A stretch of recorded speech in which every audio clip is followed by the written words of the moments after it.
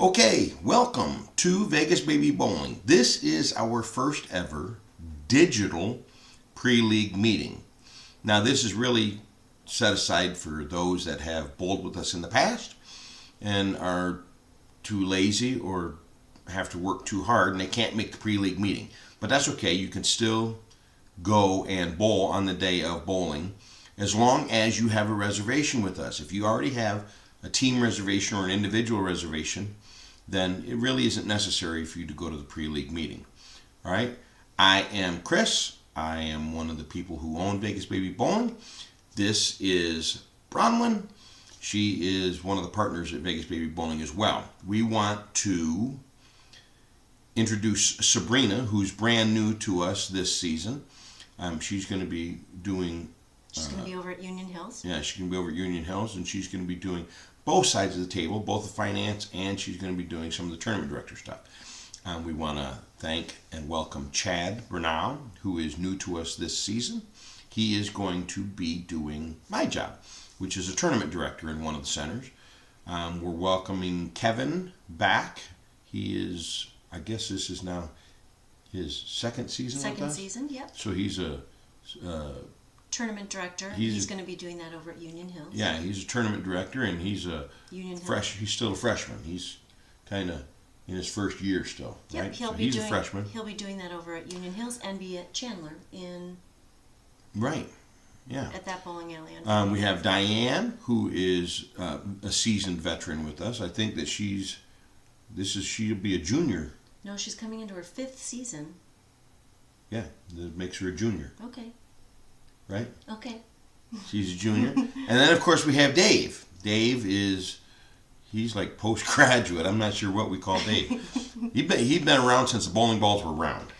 Okay? So that's what your team is going to look like. Dave is going to be one of those people that he's going to be doing the finance side, so he will be the one receiving your money. Okay, we want to thank the following houses for having us in their centers. AMF Chandler Lanes, which this upcoming season is their first season with us. Inaugural season, yay! Yeah, we like inaugural seasons. AMF Desert Hills Lanes. Also their inaugural season. Also an inaugural season. Bolero Christown. Ooh, another new one. Another new one. We've got AMF Peoria Lanes, which we've been with them for... The beginning. The beginning.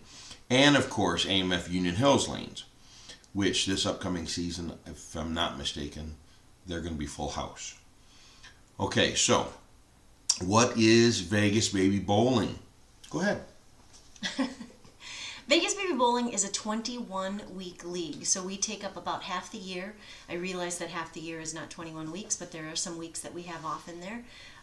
So we are a shorter league. We're not a traditional 36 or 38-week league, so we do our leagues in back-to-back and do 21-week seasons.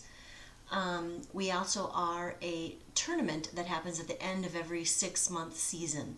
So we have an optional tournament. You do not need to go to Vegas, but it is an option for all of our bowlers. What else did you want? Well, Vegas itself, it's a self-funded tournament. You have the option of going up and getting a room with us at a significantly discounted rate than what the regular room rate is. There's a tournament that we bowl in. If you don't want to get a room with us, because let's say you have a timeshare, you're staying with a friend, or you have comps in another hotel, that's no problem. You actually would then only have to pay the tournament fees and not the room fees. Or maybe you want the rooms, but you're not going to bowl in the tournament. There's all kinds of options for Las Vegas. So basically what we are is we are two things. We are a 21-week league that has its own in-house sweeper that happens, a regional sweeper. It ends up combining everybody. And you can bowl for 21 weeks and be done and get ready for the next season. Or at the end of that, you can choose to be part of the Vegas experience at the very end of it and do the Vegas... tournament at the end. So you have a choice of doing either. The sweeper at the end of the season in week 21, it is an in-house sweeper this upcoming season, and I believe that it will continue to be an in-house sweeper, but it will be an in-house regional sweeper. And what we mean by that is You will bowl in your facility, and your scores will be applied across the board to everybody. So when we do the end of season sweeper, the top third men and the top third women are all going to get paid, but it's going to be based on your in-house scores. So the top third could be represented by all of the different centers. So it's not going to be just Peoria gets paid in the top third and then Union Hills and all of the other facilities. It's a conglomerate of everybody. All right, this upcoming season, the fees to be in the league are going to be $17 a week. I believe that in the fall, that is going to change. I believe that number is going to go up. Legislation was passed, minimum wage went up, line is going up, cost of everybody doing business is going up. And as unfortunate as it is, we have to convey that additional expense to the bowlers. The league is a 100% handicap league. It is 100% of 220. Now, what does that mean? Most new bowlers don't really understand what a handicap system means. So, I'm going to explain that to you. Let's say that Bronwyn is a 200 bowler. No, let's not say Bronwyn's a 200 bowler. Let's say I'm a 200 bowler. That's more likely. Okay? With a 100% handicap system, that means that I would get 20 pins handicap just walking into the center. Let's say that Bronwyn is a 150 bowler. Now, most new bowlers would go, I can't compete against a 200 bowler. Well, in fact, yes, you can.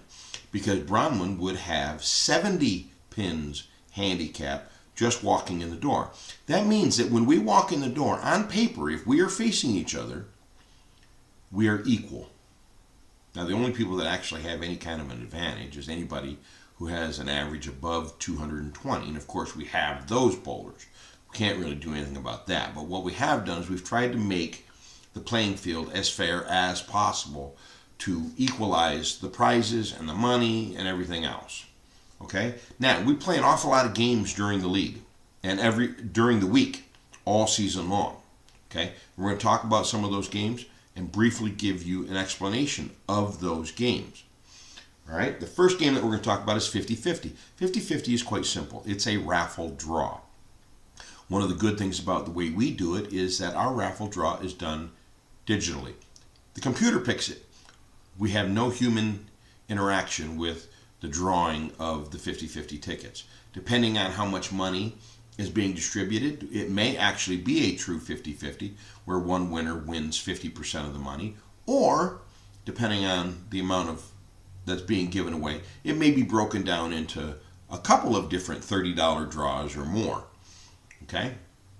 We have that 50-50, the way that works, for those of you who don't know, the reason that it is 50-50 is that 50% of any of the money that we get in goes directly to the end of the season and goes to Vegas at the very end of it. Right. So that means that if we sell $100 worth of tickets that night, somebody's going to win $50, but $50 is going to automatically go to the end of the season. Right, to help populate the tournament in Las Vegas. We do sell 50-50 in their $1 per ticket. You can get 6 tickets for $5, or you can get 15 tickets for $10. So you get a little bit better or more tickets, I guess, the more money you spend. Increase your opportunities. There you go. We're going to increase your opportunities. Okay. A little bit more money. Then we have what's called a popcorn frame. Popcorn frame is if you have, first and foremost, you have to have 3 members of your team present to do this. If you have all 4, then all 4 have to accomplish the task. Popcorn is if your team gets a strike. Every member of your team gets a strike in a frame. It doesn't matter what frame it is. All the same frame, though. All the same frame. And you can only do it once per night. We will give you a bag that the team shares of popcorn, right? If it happens, you just scream, lose your mind, and yell out popcorn. And, of course, somebody will hear you. No one's calling the police. We'll hear you. And we will order you popcorn and bring you and deliver to you your team popcorn. Okay? Mystery score. You tell them about mystery score. You don't want to tell them about mystery score? Mystery score is basically a game of people buy into it. It's $3 to get into $3 to get into Mystery Score. There's $1 that is devoted to the first game. There's $1 devoted to the second game. The third dollar again goes toward the payouts in Vegas.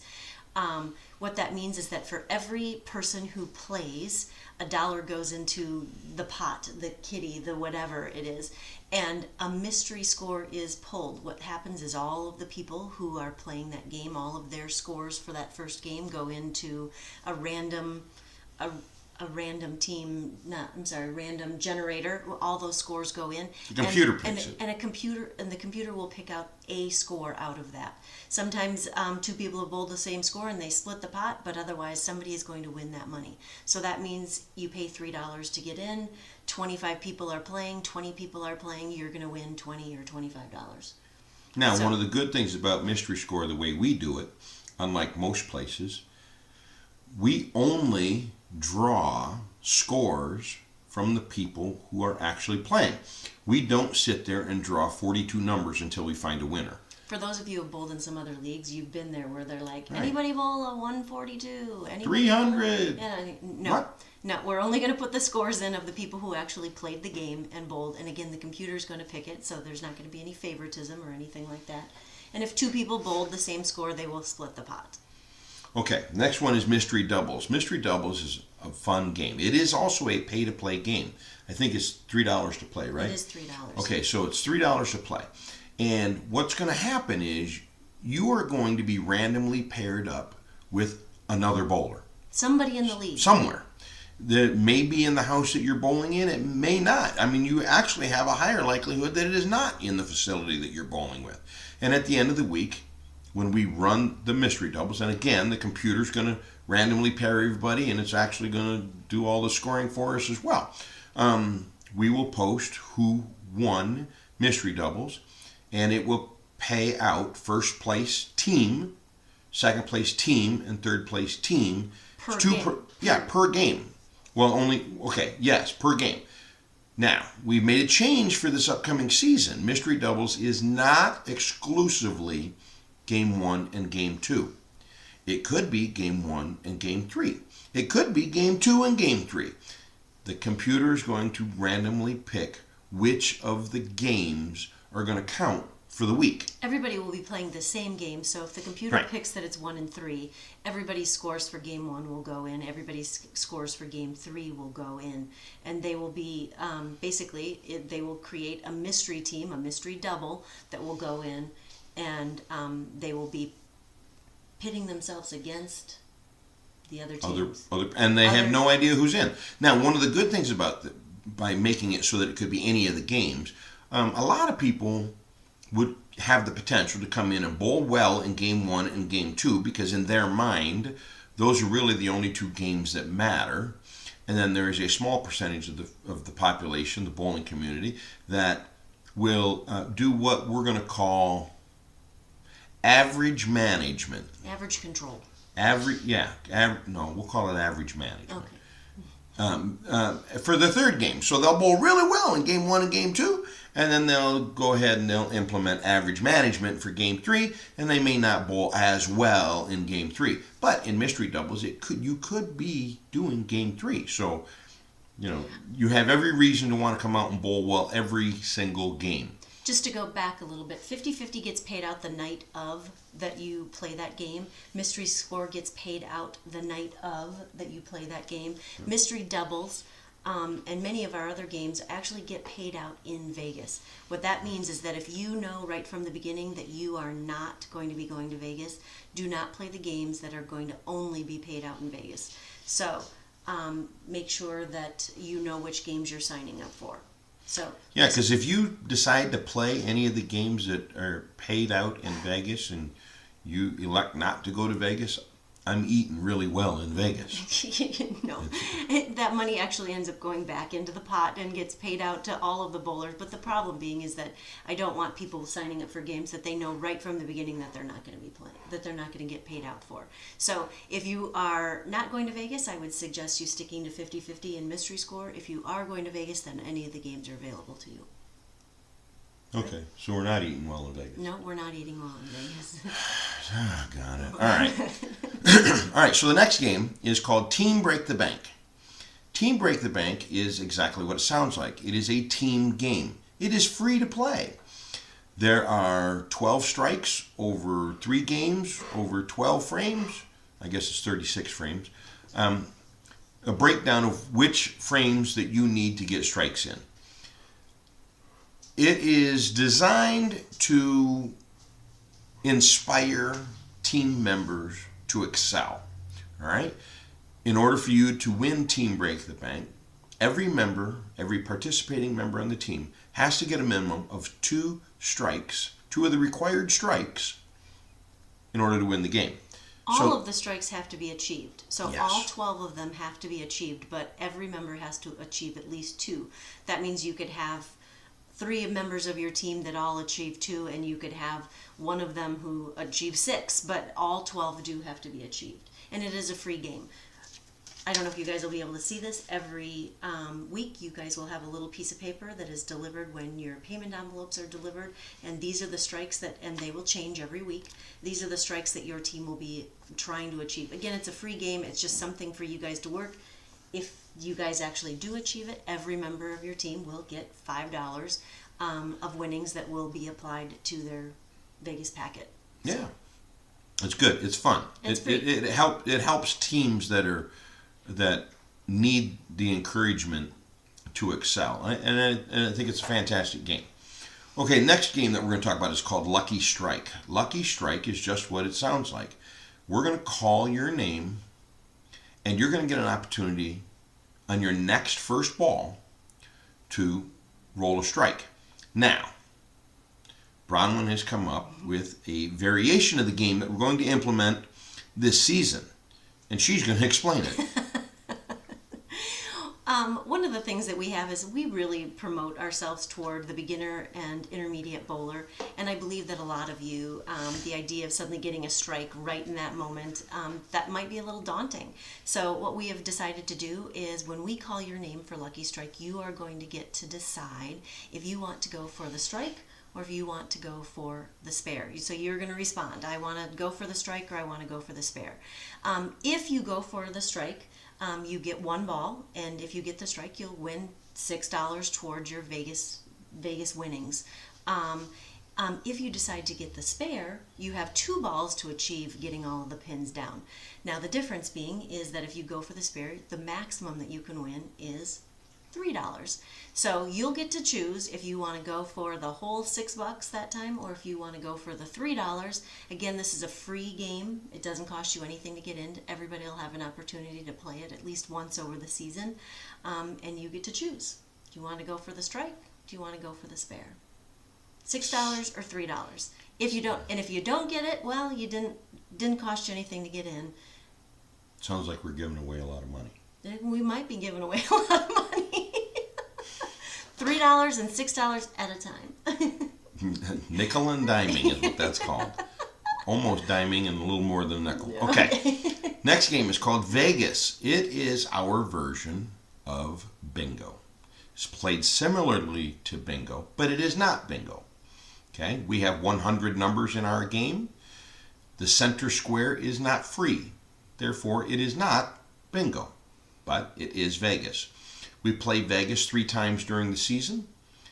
It is patterned Vegas. So that means that the first time we play, there will be a designated pattern that you must achieve in order to win. The second time we play, it's going to be a completely different pattern. And then the third time that we play is yet again a completely different pattern. We have a strike pattern, a spare pattern, and a gutter ball pattern. We will put attached with this video what those patterns are so that you can better understand what it is that you're looking at. Some people actually do better by seeing what it is that they have to accomplish. Okay, we also have a progressive, so that if you get all of your numbers called before we get to 70 numbers, Correct. You're going to win $1 million. No. No? It's not. The first time we play it, if you get a coverall in less than 70, you'll win $100. The second time we play it, if you get a coverall in less than 70, you'll win $200. And the third time we play it, surprise, $300. So I like $1 million better. No.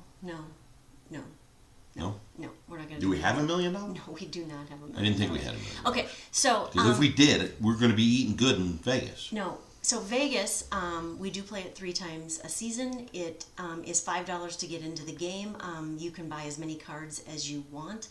I will suggest that you don't buy so many that you can't manage your cards.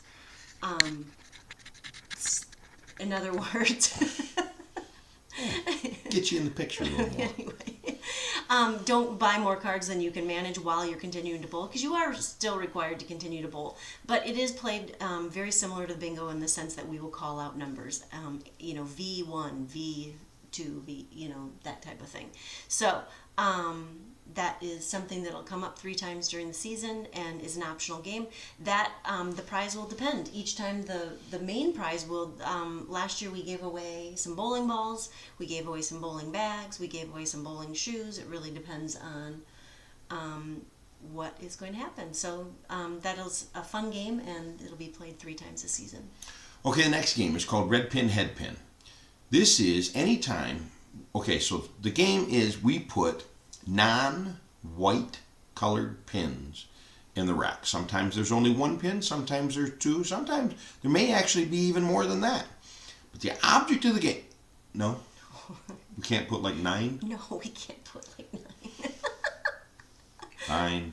Okay, so the object of the game is if you have a non-white pin in the head pin position, the 1 pin position. That's the one right in the front. Right For those in of the you who front and the center. are beginner bowlers and intermediate bowlers, that is the one that starts the triangle. Right. Okay. If you roll a strike when you have a non-white pin in the head pin's position, you will win a prize. Okay? We're not giving $1 million for that. We're not either? giving $1 million for that. Okay, fine. Whatever. Someday we're going to do that. Just not today. Okay. So if you do that, you're going to win a prize. Okay? Now you can win prizes as many times as you get the non-white pin in the head pin position. We call it red pin, head pin. Doesn't matter what color the pin is that's in the head pin position, we call it red pin, head pin. I will tell you that it is 100% random. The machine in the back has close to 20 pins. One of those will It has more than 20 pins. One of those will be a pin that is a different color other than the white, and it will randomly put them in, and that pin will sometimes end up someplace else. Sometimes you won't see one for a certain setup, that type of thing. So in other words, it's a totally random game, and it's just for fun. Isn't all of it for fun? It is for fun. And we are going to do this, one of the differences for those of you who have bowled with us in the past, we're going to be doing this on an honor system. What's going to happen is you guys will have a form that is out there, and the team captains will be keeping track of the opposite team's red pin, head pins winning, and at the end of the night you'll be able to come and receive your prizes. Right. Yeah. Okay. All right, so the next thing that we're going to talk about is our weekly team tournament of champions. Oh, I'm not explaining that one. You can. I'll explain that. That's all you. It's all me. Okay. This is a team game, okay? Week 1, all of the teams that are participating, the top 16 teams at the end of week 1, based on series score with handicap, will be put into a bracket. That bracket is going to be played head to head every single week until there is a winner. So you'll have teams from all over the valley playing against each other in this bracket. And whichever one team wins that bracket will automatically be put into what is called our Team Tournament of Champions in Las Vegas. There will be 16 teams competing in the Team Tournament of Champions in Las Vegas. The winner of the Team Tournament of Champions in Las Vegas, every participating member in the tournament in Las Vegas will win 50% off next season. Yes. Right? Now, one of the changes that we made for this season is if by some chance a team that is supposed to be in the tournament in Las Vegas decides not to go to Las Vegas, instead of us replacing that team with a vacant, we are going to be replacing that team With the runner-up. with whatever team they had to beat in order to get that position in the tournament. There'll be an alternate. It'll be an alternate. So you can actually get into the Team Tournament of Champions more than once. But if you do, I strongly recommend that you go to Las Vegas, because if you don't, you're just creating a lot of work for me.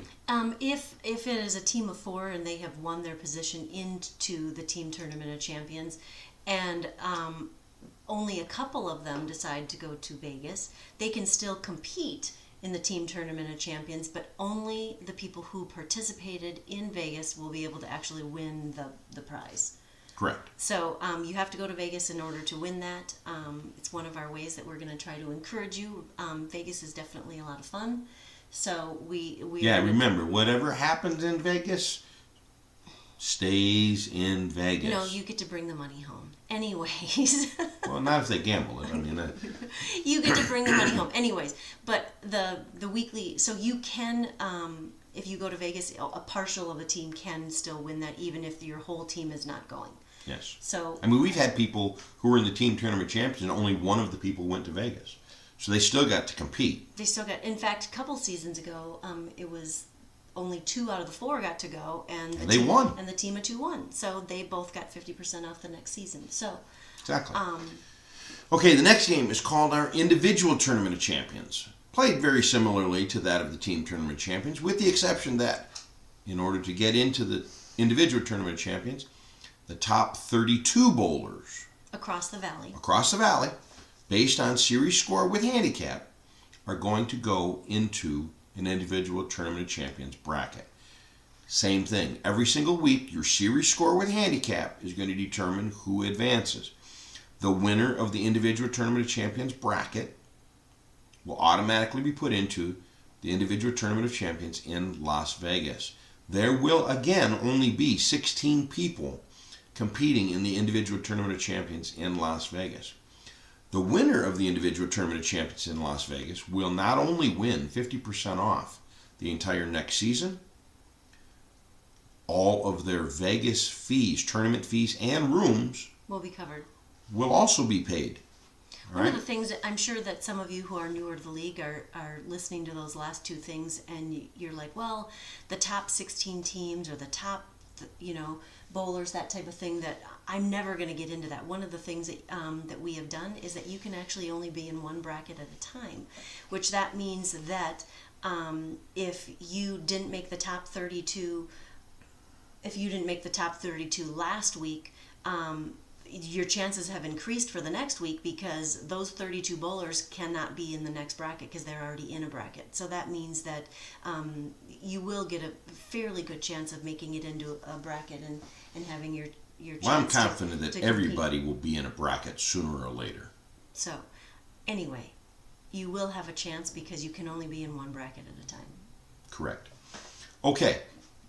Those are both also free games to play. You're automatically... Yeah, you're automatically in it. You don't get a choice. Yeah, you don't get to opt out either. Anyway. Yeah, you're in it. It is part of what we do on a regular weekly basis to make the league different, and it is included in your league dues. So it is actually part of the league itself. Yes, it is. Okay, the next game is called our Scratch Game Series. This is for the big dogs. These are for the people who want to be able to compete on a more personal level, head-to-head, mano-a-mano. You come out there and you lay it all out on the lanes, and you can win some money. This is a cross-facility game as well. It is not strictly in-house. So if you play the Scratch Game Series, you're competing against all of the other people who decide that they want to get into the game. Now, why is it called Scratch Game or Scratch Series? Well, it's because your handicap is not included in this game. You're coming out there and you're laying out on the line, and you are saying that I am better than any of the other competitors, and you are paying to get into the game and with the opportunity for you to win some money. In previous seasons, what we've done is it was winner take all. Well, this upcoming season, with the number of bowlers that we're anticipating, we're actually going to pay out first, second, and third place for each of the games, Game 1, Game 2, and Game 3. And the series. And the series, yes. We'll pay out first, second, and third for all of it. So the scratch game is $5 to get into. The way that works out is there is $1 per game, $1 for the series, and again the fifth dollar goes to Vegas. So again, we're trying to build up those pots in Vegas, and so all of our games will have $1 devoted to Vegas at the end of it. Again, we really try to cater to the beginner and intermediate bowler. That's really where our wheelhouse is, but we have a lot of accomplished bowlers. And so we do want to offer you some challenges and offer you ways to still feel like you're being competitive. And this is one of those ways that you get to do that, is you get to decide that you're going to put yourself up against the best of the league. Now, the criteria to get into the scratch game, there isn't one. Anybody can get into the scratch game. It doesn't matter what your average is. If you've got a 104 average and you're feeling froggy this week and you want to get into the scratch game, hey, by all means, we'll take your money and we won't feel bad about it. However, there's a very high likelihood that you're not going to win.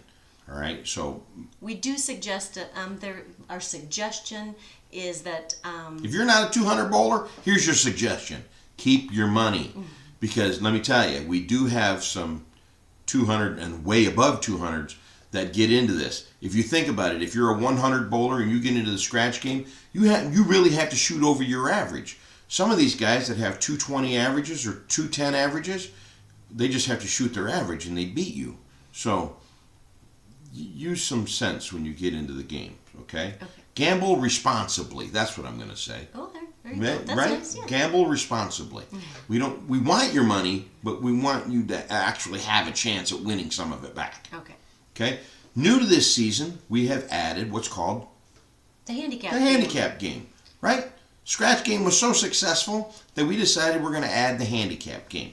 The handicap game is played similarly to the scratch game. Almost identically, actually. Yeah, except that your handicap counts. Now, you cannot be in the scratch game and be in the handicap game. It's one or the other. Gotta pick one. Gotta pick one. Now, one of the things that we've done is, in order for you to be in the handicapped game, your average must be below 190. Seems fair. We don't really want the big dogs coming down and picking on the puppies, right? No. They're not. So anyway, your average needs to be below but needs to be below 190. One of the things that we should mention for both of those games, and I'm sure he'll get into it, you have what is called your current average and you have what is called your tournament average. Both of those games are going to be played on your tournament average. For those of you who have bowled with us before, you'll understand what that is, and we will get into tournament average later in this video. So, but those games will be played, and they're played the same thing. They're both $5 to get in. Just one is scratch, doesn't include your handicap. The other one, you do get to use your handicap to play it. And it will pay out first, second, and third for game 1, game 2, game 3, and series as well. Okay, this is the first time that we're actually implementing the handicap game. There may be some changes that we need to do at the end of the season, but we're going to give it a whirl and see what happens. Okay, now if you want to know the rules, if you're one of those kinds of people that actually needs to know all of the details about all of the games and how they're played and what the rules are, you can actually go to our website, which is VegasBabyBowling.com. Very simple. There's a menu. Right? There's a menu on the right-hand side, and it'll lead you right to the rules, and you can get right in, and you can literally read all of the details about any of the rules, about any of the games that we play. And you can print them and have them, and this way there's never a question about how a game is played. The website is set up that you can get there from your computer, you can get there from your tablet, you can actually look at the rules on your phone. It'll all... As long as you have a smartphone. Yeah. You try it with a flip phone, it's probably not going to work. No, it won't. No? You can't get to the web on a flip phone. It'd be important that maybe okay. some of them need to know that you can't do that. Okay, you can't do that. Okay. So, but you will be able to get any of the rules, any of the league rules that we're going to talk about, any of the game rules, all of those are going to be available on the web for you if you want to just read all about it. There you go. There you go. Okay, in previous seasons we have done what is called a fitness challenge. It is our way of helping you with your waistline. Actually, truth of the matter, basically a way it to helps get- me with mine. It's a way for us to encourage you to get up and move, get up and be active. Yeah, because bowling's not active enough. But okay, so here's the deal. Here's how the fitness challenge works. On the first night of bowling, or maybe the second night of bowling, whichever, if you want to be in the fitness challenge, you come and you say, hey, I want to be in the fitness challenge. We will weigh you. That will be your start weight. And then we will weigh you in Las Vegas. Whoever loses the most amount of weight by percent, not by That's number. important. That's important. Yeah, that's huge. By percent, not by total weight loss, is going to win $1. No, they're not going to win $1 million. No, they're not going to win $1 million. It's $2 per pound. $2 a pound. We'll pay you $2 a pound for every pound that you lose If you win. for whichever bowler wins the fitness challenge. I don't remember how there was every single season that we do this. I think I'm going to start keeping track of the amount of weight that the bowlers lost, because I'm sure we've lost like an entire team of people by now. At least. We've lost a lot of weight over the last couple of seasons. Okay, now we're going to talk about, that's all of the games. That's all of the games. Games are done. We're not going to talk about any more games. Now we're actually going to talk about the nuts and bolts of the league itself. Okay? We have a bowler information sheet, which is right there. We need it. This is a bowler information sheet. That bowler information sheet is going to be attached to the video so that you can see what it looks like. She is going to talk to you about the bowler information sheet and what you need to do. Okay, on the bowler information, Is that the doorbell? that's the doorbell. This is like Mr. Rogers. Let's find out who is at the door. She's going to continue to talk to you. Anyway, the bowler information sheet is, we're just going to get your basic information. It's the way that we can get a hold of you. It's also the way that we can look you up and find out what your USBC average is. If you are a bowler that has bowled in some USBC certified leagues, it gives us some basic information about you. It also is a way that you as a team can maybe also exchange information. So you are going to get one of these the first night of bowling. It's basically asking you for name, address, email, the best phone number to get a hold of you. This is from bowlingbowl.com. What did we order? Shoes? Put it, yes. Is this a Christmas gift? No, put it down. Anyway. Fine. It is basic information. At the very bottom is also one of our weeks. We actually do a special tribute to our veterans, and so there's also some information on there where it asks you about your veteran and or Yeah, your veteran status. Your veteran and or If you're a veteran. military status. Otherwise, it is basically just general information. So you tell them everything that needs to go on there? I didn't go over it line by line. It's simple. We need your name, your address, your phone number, your email address. The easiest way to get a hold of you, because here's why. Let's say that you win some money, right? And you decide you're not going to go to Las Vegas. Not a big deal. We're going to mail you a check. We have to know where we're mailing it. If for whatever reason during the week or during the season something happens to you, we need to be able to get a hold of you. And it doesn't matter if it's by phone number, it's by email. We stopped using carrier pigeons. They kept getting shot down. We don't do that anymore. So now we have to get with the time. So we're either going to call you or we're going to send you an email. That means that we need accurate information. That means that when you put the information on there, we need to be able to read it. Hieroglyphics has never. I failed that class. I can't read it. Tell you the one thing that I struggle with the most is the phone numbers. Please, please, please, please, please write your phone numbers legibly. We need to be able to call you if necessary.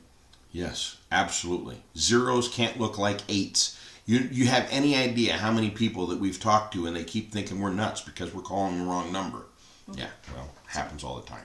Okay, the payment envelope, which is actually, I think that's the back side of that, isn't it? Yep, it's the same piece of paper. But it's on the other side.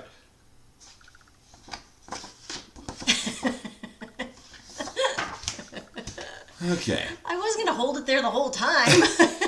Payment envelopes.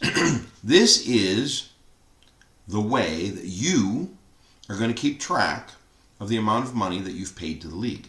And in turn, it's our way of validating the amount of money that you've paid into the league each and every week. But you do money, so you tell them.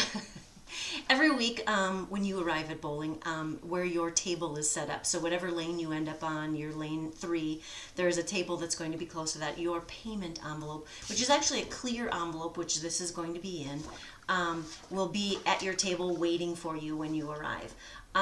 That is where you're going to pay your dues. If you're going to bring in cash, you're going to put cash in your envelope. If you're going to write a check, you're going to write it to VegasBabyBowling.com. I'm sorry, Vegas Baby Bowling. You'll write the check out to that.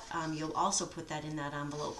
Your team will maintain control of that envelope until somebody from the Vegas Baby Bowling team comes to pick up your money. At that point, somebody will come and verify that what you say is in the envelope is actually in the envelope.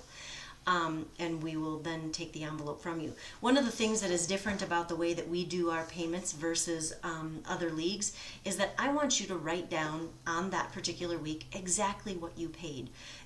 You want to pay forward and you want to get ahead of the game and you're going to put $100 in there. You're not going to write 17 in a bunch of different weeks and prepay a bunch of weeks. No, you are going to write $100 in the week that you are paying it. And so, in other words, if it's week 1 and you put $100, it's going to say $100 on week 1. And you don't write anything anywhere else. You don't draw lines through the next 9 weeks. You don't do any of that. You just write how much you pay. Let's say you pay $100 this week and you don't pay anything next week. Guess what you write in next week? 0. 0, because that's what you paid. 0. You're not going to write the date back that you actually paid it or anything like that. What happens is that those dates end up looking like amounts, and then we start looking for money in the envelope. So we suddenly see 2-7 and stuff January like that. 7th now looks like $17. Yeah, so in other words, just write what you're paying. One of the things that also makes us different is you can actually pay by credit card, or your debit card. You'll have a couple options for that through our website, the same website that we listed earlier, VegasBabyBowling.com. There is in that same menu, there is a part of it that says pay your dues online. It redirects you to Square. We partner with them as far as to take your payment, so therefore we are not taking any of your credit card information. But you will get a digital receipt, which will either go to your email or a text message to you. So if you have paid it ahead of time and paid on your computer and or smartphone by using our website, you would just show somebody a receipt. Say, hey, hold up your phone and say, hey, here's my receipt for that. If you are not comfortable using it online, we actually can take your debit and or credit card the night of bowling. There will be a table that is always set up by Vegas Baby Bowling at the back of the room. That is where you're going to buy into your games. That is where you're going to, then you can also come up and pay your dues there. And we will take your payment there by Visa, MasterCard, I think Discover, and or...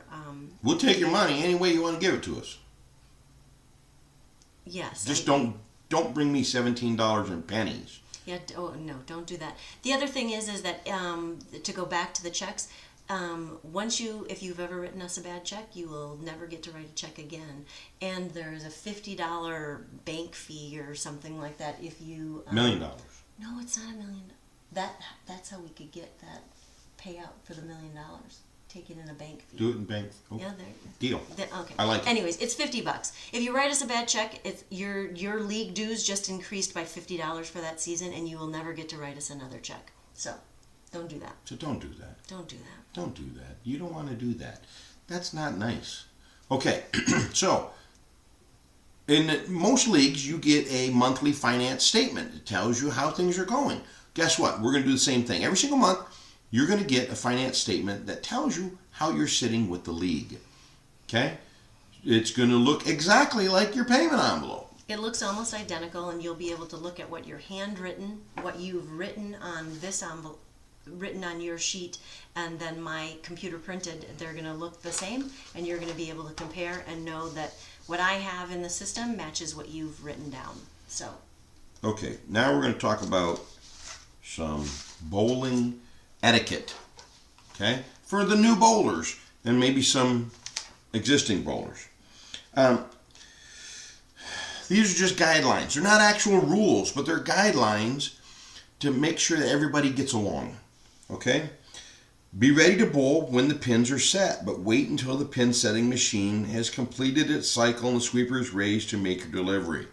Basically, what I don't want is I don't want you standing on the approach waiting for the sweeper bar to take away the pins and for your pins to get set.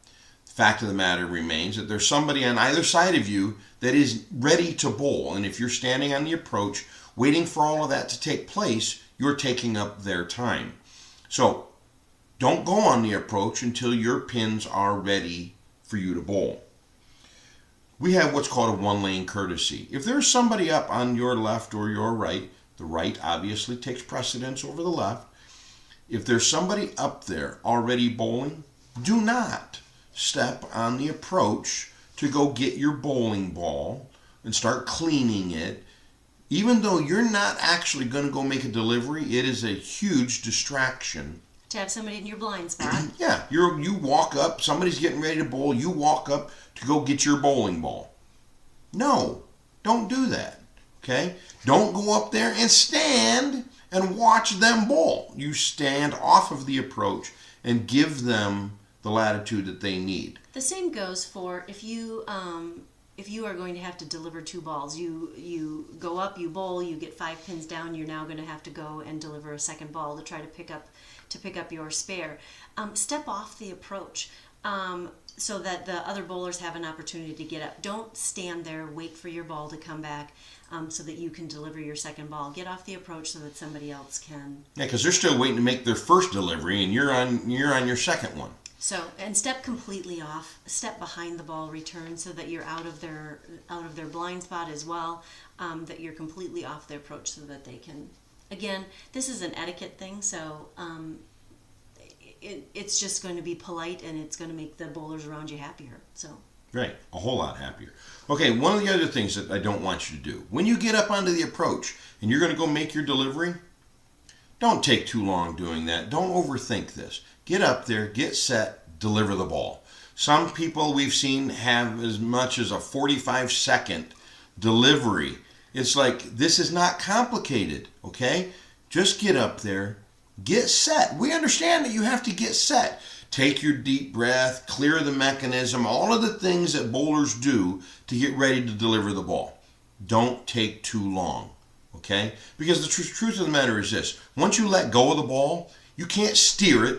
You can't do any of that. Although we have seen an awful lot of people try to steer the ball. You can't. Once that delivery is gone, it's gone, okay? Don't overthink it. Just get up there, get set, do your short routine, and deliver the ball. Okay? Because let's face it, if you're going to have to deliver the ball more than once, you're really going to irritate some people. All right? It shouldn't be the third base coach trying to teach you to steal second, with all the signals and all the other things that you have to do. Just do it. I think they got it. Okay. Try to remain in your lane. Some of you have deliveries that maybe you're not balanced and you end up 2 lanes down. Oh, I've never seen that, but. Well, we've seen it in the next lane for sure.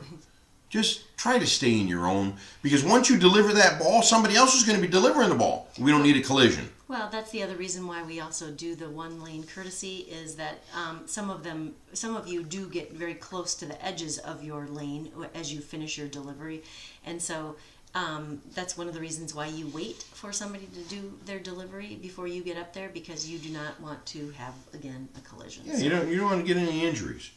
Okay, let's see what else we have here. Okay, noise. Okay, while bowling is an individual sport, okay, and it does require quite a bit of concentration. If you're over there making a whole bunch of racket, and some of them do it intentionally, believe it or not, but you're making a whole bunch of racket with the intent of distracting the bowler, that's not nice. Don't do that. Okay? Now, don't get me wrong, we're all for cheering and all of that. If that's going great, you do it, that's not a problem.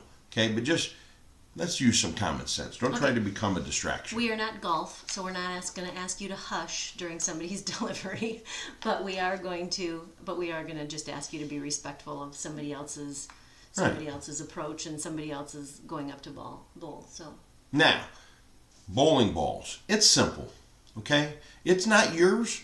Don't touch somebody else's balls. They don't like that, okay? Don't move them. Don't do nothing. Some people are pretty superstitious. They don't want you touching their stuff. Don't touch the rag that they use to wipe off their balls. You know, if you have to move it because we need to do score corrections or whatever, we put it right back where it was, okay? Be very respectful of other people's property. All right? Let's see. Some of this seems like some of the things on the etiquette here, we're talking about good sportsmanship. He was just talking about not touching other people's things, talking about not throwing a fit if bowling is not going your well, not using obscene, I mean, this all sounds like kindergarten stuff. I mean, it really is, but the main thing is to be respectful when you're there and be respectful and a good of each sport. other and being a good sport. If you're not bowling well, and you know, we all have those days that we're not bowling well. But that don't mean you start swearing and kicking the ball return, and as soon as you do that, then I got to kick you out, and it just gets ugly, okay? So just go in there, have a good time. The whole premise of what we do is to have a good time. It doesn't really matter if you're bowling well or not, all right? And be respectful of the people around you. The last thing on this etiquette thing is talking about wet shoes. For any of you who are a beginner bowler, one of the things that you probably don't realize, whether you're using your own bowling shoes or whether you are getting them from the house, wet shoes will create a hazard for you. It'll make it very slippery when you go up onto the bowling approach and stuff like that. So if you are wearing bowling shoes, take them off if you're going to go outside for any reason. Or get a Vegas Baby Bowling shoe cover. Yeah, you can get shoe covers and then you can cover them up and protect your shoes. Be careful when you go into the bathroom. Be careful if there's a spill, that type of thing. Just make sure that your shoes are dry when you go up to the approach. I get that for a bunch of you who have been bowling a long time, that's really a no-brainer. But if you're a beginner bowler, that's a hard lesson to learn. So if there's a spill on your lane, get somebody to fix it. Don't use your shoes to mop it up. Okay? You will fall and you will get hurt. Okay, house rules. We've got to talk about some house rules. These are actual rules. They're not bowling rules, but they are facility rules. The seating closest to the approach is used exclusively for the bowlers. If you have family that's visiting, you've got a cheering section, whatever the case may be, they can step back. They can sit at the tables and chairs that are back, okay? The seating closest to the approach is reserved exclusively for bowlers.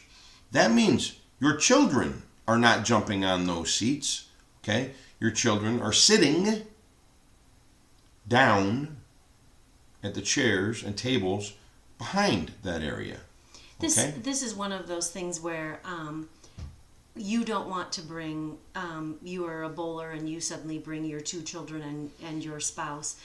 You don't want to be taking up the space that is designed for the rest of the people on your team. There are tables, there are places that obviously for guests, and I think that's wonderful. Bring them, but just know that the seats there closest are designed for your teammates, and you don't want to be taking over all of that. So.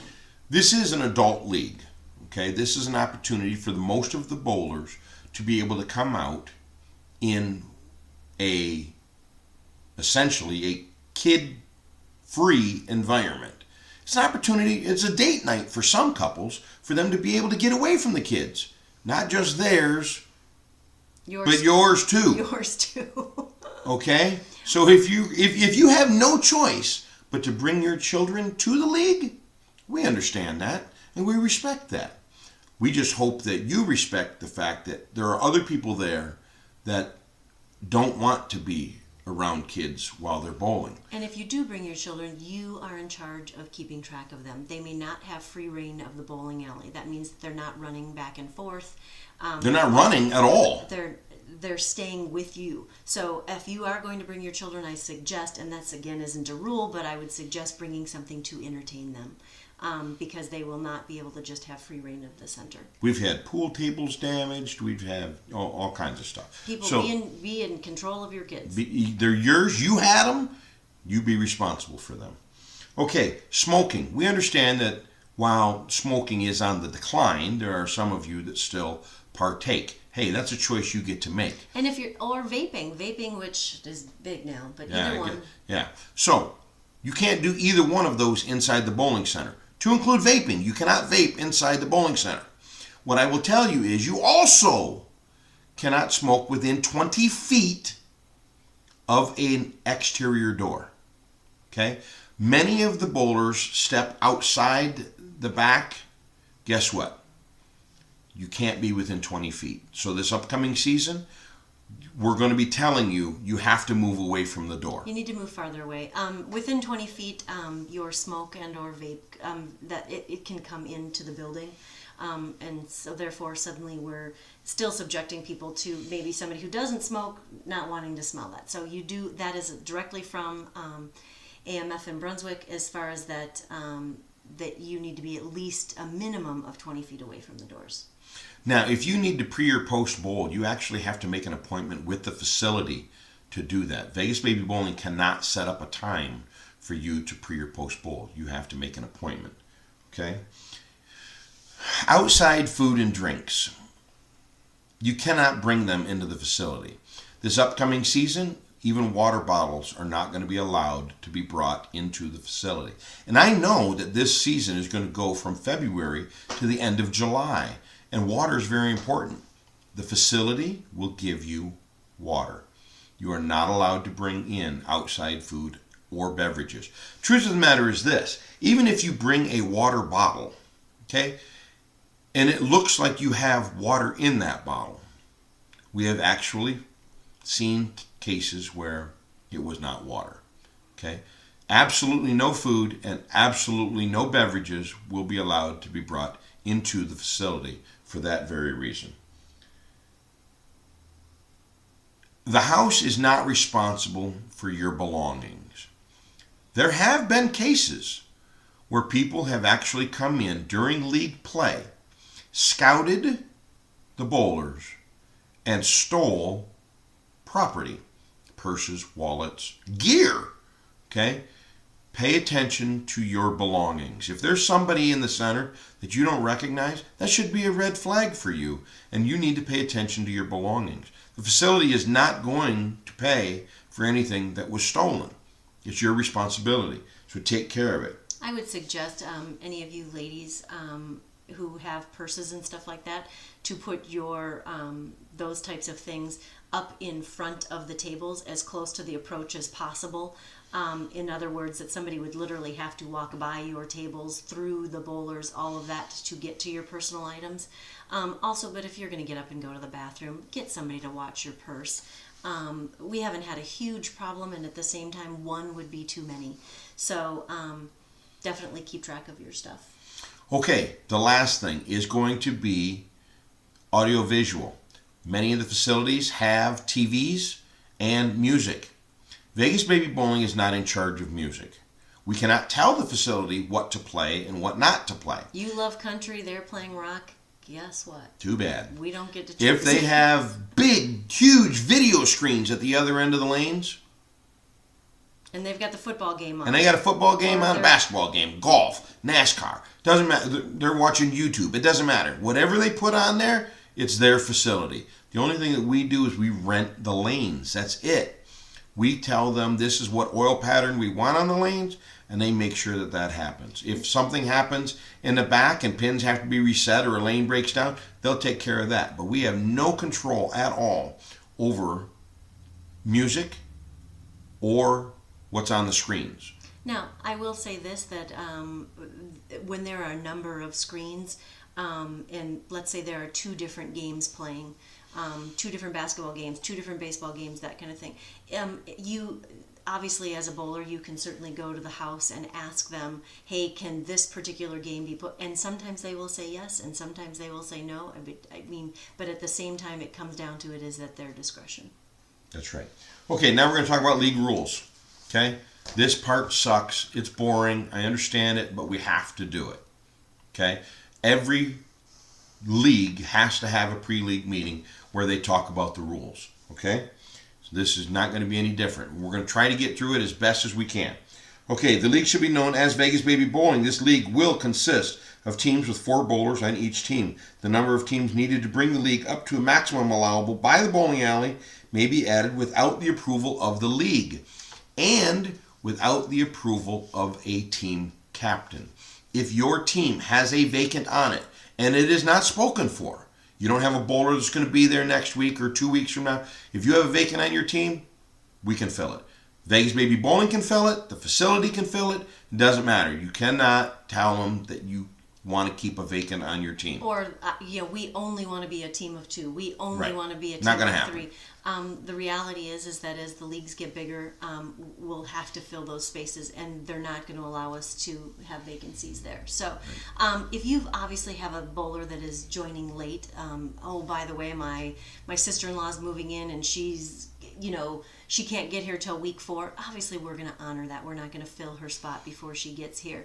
But if it gets to be week 6 and she still hasn't joined, and you told us she was joining in week 3 or 4, guess what? The spot's going to probably get spot's going to get filled. Now, if you have somebody that goes out for medical reasons, right? They're going to be out for 3 or 4 weeks. They had surgery or whatever the case. We can actually keep that as it'll be a vacant, but it'll be a reserved vacant. We know that that bowler is coming back, and when they come back, they'll be able to resume where they left off. Okay, but a true vacant, it can be filled by anybody. It can be filled by us. It can be filled by the house. It can be filled by you. It doesn't matter.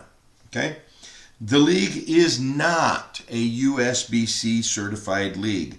However, we will be using the most current USBC rule book, and we will be using USBC Tournament Director's Guide, the most current USBC Tournament Director's Guide. So we do an awful lot of tournaments, and we want to make sure that we're following the rules, the USBC rules, even though we're not a USBC league. So if there is something that our rules don't cover, and many of you will all of you will actually, your packets will include a copy of the rules, and our rules are 8 pages long. Any of the rules that are not covered by us, we then defer to the USBC handbook. So yes, we are not certified by them, and at the same time, we want to make sure that our bowling league is just as fair, and so therefore we're gonna refer to that if we don't have specific rules in place. It is a managed league, managed by us. Okay? Yeah, we manage it. Now, we have representatives in the facility on your given night of bowling that work for us, and they are managing that particular night. Okay? If you have any questions, you can always find us on Facebook or our website, contact us by phone. If you want to engage a carrier pigeon, you can do that too. Okay? All right. As unfortunate as it is, all of the bowling centers, especially around Christmas time, they may have a time when they have reserved the entire bowling alley for a party. They may have to cancel for that week. There's nothing we can do about that. It's their center. If they have somebody that's going to come in and pay more money, then obviously we're going to have to give up that week for those bowlers. Unfortunately, there is no way for us to make up any nights that the house needs to cancel. We're going to have to figure out what we're going to do in terms of that, but there's nothing that we can do about that. It doesn't happen very often, as far as that where suddenly we get canceled, that type of thing. I think in the past 5 seasons, I think that we've had one time and we were able to move the league into an earlier time slot, that type of thing. I mean, we're obviously going to try to work hard to make sure all of our bowlers get their time in. The point of it being is that, again, we rent space from the bowling alley. This is not something that we have control over. And so therefore it is in the rules and it's covered to basically say, we will give you as much notice as possible, but it rarely happens, but it's covered in the rules as a just in case. You're going to be bowling on what's called a yellow brick road pattern. All of the facilities will be utilizing the same yellow brick road pattern. When we go to Las Vegas, all of the tournaments that we do in Las Vegas will be done on a yellow brick road pattern. This way, the only variable that can change is you. Okay, the pattern did not change. Okay, we do not bowl during Easter week. We do not bowl during Memorial Day week. Those are the only weeks that you will not bowl this upcoming season. The 4th of July falls on a Wednesday this year, so that will not impede any of our bowling. So there will be no time off during the 4th of July. We already had the Super Bowl, so the only other two holidays that get in the way of bowling is Easter and Memorial Day. So that week, that entire week, for Easter and Memorial Day, you will not be bowling. And that's the only ones. Okay? It is a straight schedule. That means that we don't bowl in quarters, we don't bowl in halves. The entire season, it's only 21 weeks long. It is a straight season. Unopposed bowling is not allowed. You can pre-bowl, you can post-bowl, and those are considered unopposed bowling, but you can only do those 2 times the entire season. Okay? So, use those wisely if you have to pre or post bowl. And just, go ahead. If you're going to be on vacation for a month, which don't get me wrong, you can do that. You're only going to be able to pre-bowl or post-bowl 2 of those weeks. The other weeks that The other ones are vacant. your scores will not be counted. And just so you guys know, if you do pre or post bowl, because you're not meeting the same conditions as anybody else, that automatically takes you, if you are currently in one of those earlier brackets that we were talking about, it immediately takes you out of those brackets and takes you out of, or if there's a pins over average contest or anything like that, your scores will go toward your averages. They will go toward those types of things, but it actually will take you out of any of the specialty games. It sure will. If you're in the bracket, goose egg, you get nothing, you're not making it. Okay? Because we're not going to take an absent score in a bracket, because there's a likelihood that the person that you're bowling against may actually have a bad night, and having a bad night is still bowling. Okay? So, no, you get 0. It doesn't count for anything. Pre and post bowling. Again, in order for you to pre or post bowl, you have to meet some conditions. A medical emergency, which we understand. If you have a medical emergency, there's nothing we can do about that, right? If your team is bowling in nationals that week, well, we want you to be able to go and bowl in nationals, and we'll let you pre and post bowl. But 99% of the time, it's going to be because you cannot make a legal lineup. A legal lineup is 2 permanent bowlers from your team. If you cannot make a legal lineup and you need to pre or post bowl, then request it. However, don't make the request when you get to the bowling alley. You should know if you're going to have your teammates there before you get to the bowling alley.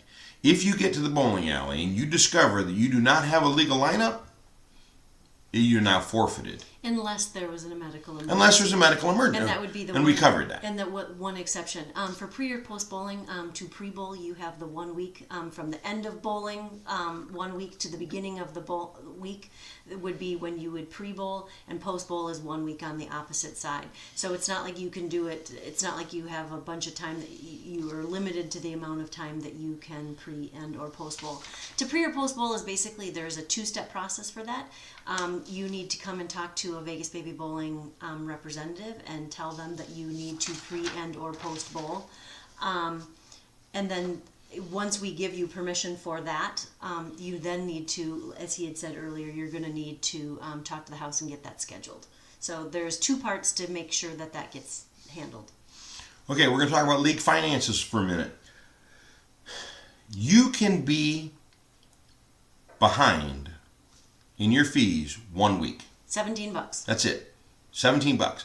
If you are behind by more than $17, I mean even $18, you are not allowed to bowl. It's that simple. You pay your fees or you don't bowl. Okay, you're responsible for them, pay them. If your team or you decide that you're going to try to bowl even if you're behind, your team will now forfeit for that night, all because you didn't get your fees paid. Okay? Again, you can pay your fees online. Going to our website, You can go utilizing your phone, you can have a tablet, you can borrow one of your teammates' phone and pay your fees online.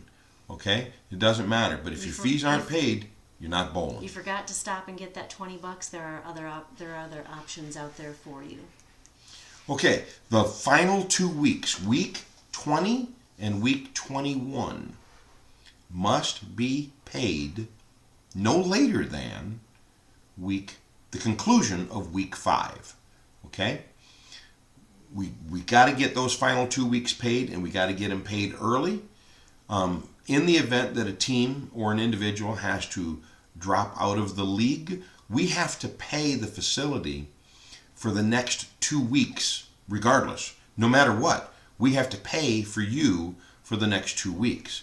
That's why you have to get those fees paid as soon as possible, because in the event something happens, we have to make sure that we're not utilizing the league's prize money to pay for your bowling because you've had to leave for whatever reason. Okay? You guys will be paying $17 a week, and suddenly you'll get to week 5, and the amount, if you've been paying the bare minimum every week, the amount that'll be due that week is $61. That includes 3 weeks of bowling, because it'll be your week 5 dues, your week 20 dues, and your week 21 dues. Plus, we also have you prepay for your sweeper. A lot of times in leagues, the sweeper is optional. We do not let the sweeper be optional. That is required as part of your fees. So in week 5, suddenly you will owe $61. I would suggest to anybody to help you with your budget, there are some suggestions that I make at the bottom of the payment sheet, and that is that if you pay $25, $26 a week for those first 4 weeks, by the time you get to week 5, it's going to be even out. So I would suggest spreading that extra money that you have over the first few weeks. But again, it is your budget. You can do however you want. The first 4 weeks, the minimum payment is $17. In week 5, you will owe $61. Be prepared, people. It's going to come. And if you don't get that $61 when you get to week 6, guess what? What he was talking about, you won't be bowling until that money is caught up. So make sure you get it in. Okay, let's talk about roster and legal lineup. How many people can be on your roster? You can have as many as you want. Only 4 of you are considered permanent bowlers. The rest are considered substitutes. Only 4 of the bowlers can bowl in the tournament, the big tournament in Las Vegas. We have some optional tournaments in Las Vegas that everybody can bowl in. That's fine. But you will only have 4 permanent members on your team. And those 4 permanent members are the ones that are going to be playing for money in Las Vegas. If you do not have 43 games bowled by the time we go to Las Vegas, you will not be bowling in Las Vegas. At least not in the big tournament. Okay? You can miss a total of 7 weeks and still make 42 games. All right? It is imperative that you get to 42 games so that you can bowl in the tournament in Las Vegas. That is a USBC standard. That is not just an arbitrary number that we came up with. You, to be eligible, need to have bowled 2/3. 2/3 is 42 games. So we are actually following the USBC guidelines in that sense. So now, a legal lineup when you show up for bowling is 2 people. 2 permanent members on your team. If you have 1 permanent member and 3 subs, you do not have a legal lineup. You must have 2 permanent members there at the start for there to be a legal lineup. Now, you have until your opponent finishes the first frame to make a legal lineup. If you have a bowler that's on the way and bowling is started and you now have 2 people before your opponent finishes the first frame, you have made a legal lineup. Okay? Once bowling has started, let's say you make a legal lineup. You have 2 of your bowlers that are there. And you have a 3rd bowler that's coming, but they're going to be late. As long as that bowler is there before your opponent finishes the 3rd frame, a late bowler can make up the frames, frame 1, 2, and 3. But you must have a legal lineup in order for that condition to exist. If you don't have a legal lineup, then the late bowler rule doesn't matter. All right? All right. Handicap, like I said before, is 100% of 220. Tournament averages. This is how a tournament average is determined. Tournament average is either your book average, your 12 game average, your 21 game average, your 42 game average, or your current average, whichever is higher. It's just that simple, whichever is higher. We have stop gaps throughout the course of the season that tell us this is how you bowl, this is what your potential is. Therefore, the higher of those will be your tournament average. Okay? Establishing an average below the player's ability to gain an unfair advantage in handicap competition may be grounds for loss of games, prize money, or we may just kick you out. We don't have any room for sandbagging. Fortunately, it is almost impossible to sandbag in this league because of all of the things that we've done to protect the integrity of the league. Here's the deal. We want you to have fun. We want you to enjoy the league. And at the same time, we do want you to come out and do your best. We're not asking our beginner bowlers to suddenly become 200 bowlers, and we're not asking our 150 bowlers to... We want you to have fun, and we want you to do your best. So don't come out and mess around and try to establish lower averages in the hopes that you're suddenly going to win a lot of money down the line. Just come out and do your best. Well, and we have software that tracks the bowlers anyhow. We know exactly how the bowlers are bowling from week to week to week. And so we can definitely track your progress. And if we suspect that you're trying to gain an advantage in the league, we'll definitely come and have a conversation with you about that. Okay, vacancies and absent scores. Vacant score in this league is a 135 with a handicap of 85.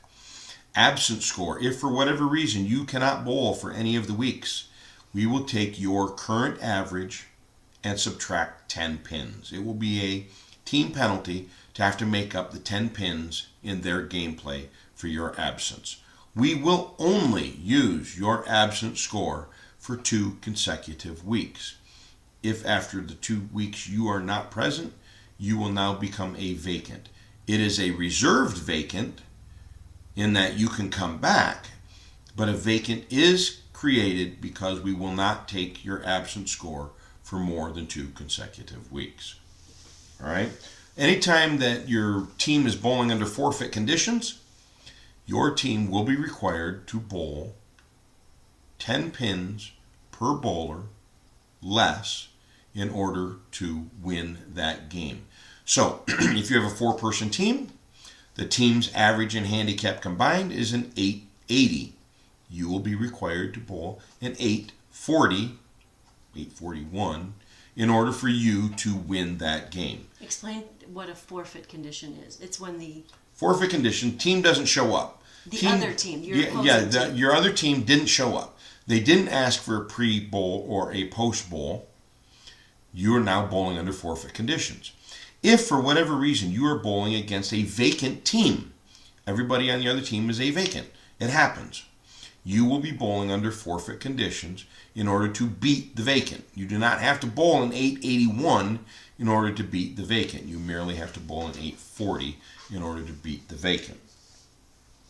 Okay, let's see. We're actually almost done, which is good.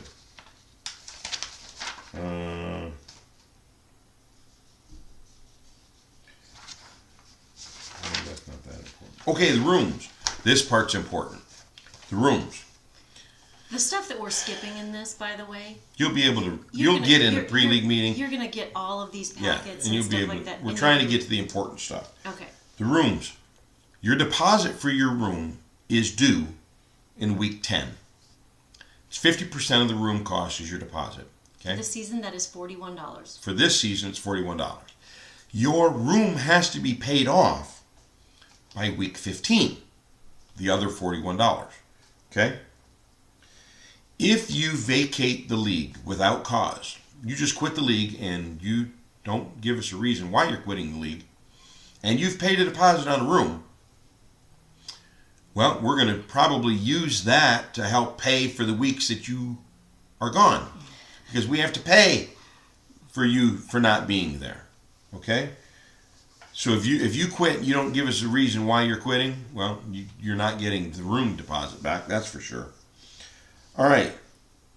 If you're going to add nights in Vegas, you cannot add nights after June 27th because there's not going to be room at the inn to do that. So you need to make sure you tidy up whatever rooms that you want, cancellations and whatnot, so that you don't lose any money. If for whatever reason you cancel your room July, I think 15th or something like that, after July 15th, we cannot get you a refund. We will have already paid for those rooms, and our contract, we will not be able to get you a refund for those rooms. Our Vegas trip for this season is the very last 3 days of July. So we are looking at July 29th, 30th, and 31st. Those are the dates that we are going to Vegas. You do not need to make a decision as far as whether or not you are going to Vegas until week 10. You will have opportunity to change your mind after week 10, that type of thing. Again, he talked about you can tell us you're going to Vegas. We can make reservations for you, that type of thing.